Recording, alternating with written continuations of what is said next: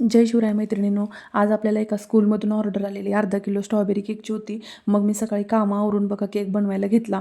एका ताईंनी मला विचारलेलं की तुम्ही कोणती क्रीम वापरता म्हणून.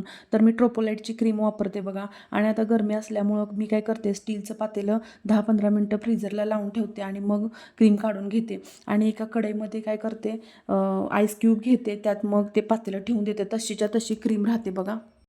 आणि हा केक बघा 5वीतल्या मुलींनी त्यांच्या मॅमसाठी सरप्राईज केलेला केक होता. आपल्या स्वतःच्या पॉकेट मनीमधून थोडे थोडे पैसे जमा करून मला हा केक ऑर्डर दिला होता आणि मुलींनी इतक्या प्रेमाने ऑर्डर दिली, त्यामुळे मी अर्धा किलोपेक्षा जास्त केक मग हा बनवला. तर फक्त शिकवत नाहीत तर आपलं आयुष्य घडवतात. हा केक महत्त्वाचा नव्हताच बघा, मुलींचं प्रेम खूप मोठं होतं. मला त्या मुलींच्यावरती खूप प्राऊड फील होते की त्यांनी टीचरांना इतकं मस्त सरप्राईज दिलं. आणि मला एक गोष्ट शिकायला मिळाली त्यांच्याकडून की खरंच रिस्पेक्ट दाखवायला पैसा नाही तर खरंच मन मोठं लागतं. बघा, मला माझे स्कूलचे दिवस आठवले. असं वाटलं की स्कूलची लाईफ परत जगायला मिळाली तर किती बरं होईल.